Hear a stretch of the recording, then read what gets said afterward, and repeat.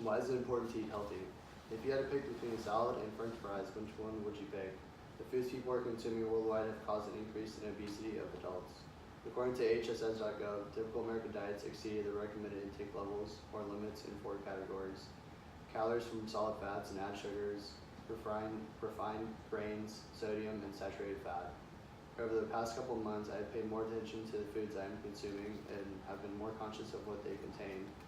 It has drastically changed my mood and my body. I've also noticed that although eating healthy and eating foods that fuel my body can seem challenging, it is very rewarding. This is not only in the result you see physically, but the way I feel when it comes to the amount of energy, my skin, my hair, and so much more.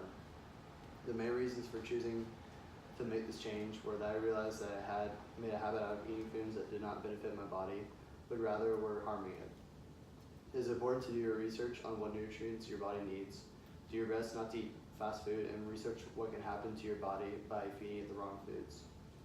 The first step to understand what it means to eat healthy is to sit down in front of your computer, on your phone, or read a book about the nutrients your body needs daily. I did not used to think about the things that were in my food, but rather what tasted good to me. I went off what looked like it tasted good rather than what was good for me. I recently came across a book written by a medical medium called Life Changing Food that completely altered the way I looked at foods I ingested. It explains the differences between good sugars and bad sugars, and I'm not sure if other people were aware that there even a difference. It also explores the importance of moderation when it comes to all foods. She explains that it is not simply about eating a food because it's classified as right or healthy, but about eating foods that improve your eyesight, your bone strength, and much more. Something that can help to keep you accountable and generally more organized is to buy a notebook and write down the food/nutrients you're liking and find out what foods you need to incorporate into your diet. It may sound like your decisions to start caring and trying to eat healthy was easy for me, but it is not at all. There were foods I loved that I had to give up entirely. The first thing I knew I had to give up was fast food. Some of my favorite fast foods were made up of fast food restaurants such as Chick-fil-A and Wendy's.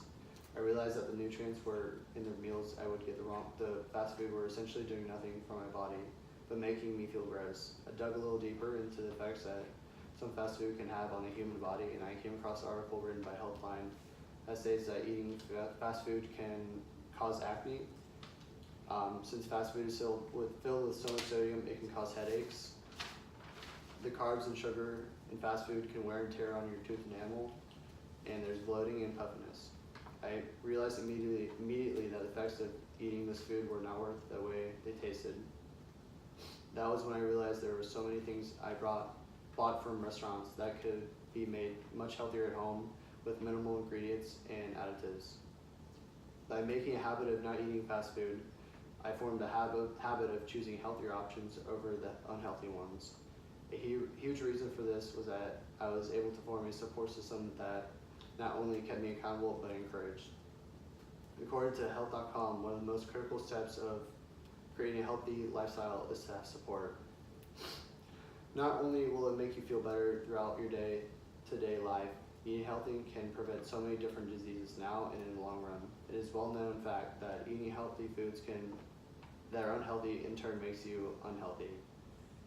We must understand the seriousness of this. According to Livestrong, some of the many health risks that arise when one doesn't have healthy eating habits are things such as high blood pressure, type 2 diabetes, obesity, coronary heart disease, and many more. These risks are some of the long-term consequences of bad eating habits, while there are also short-term ones as well. When reading an article published by SA Health, discussed that way the lack of nutrients can affect someone short-term, such as can contribute to stress, cause tiredness, affect mood, cause depression, and cause anxiety.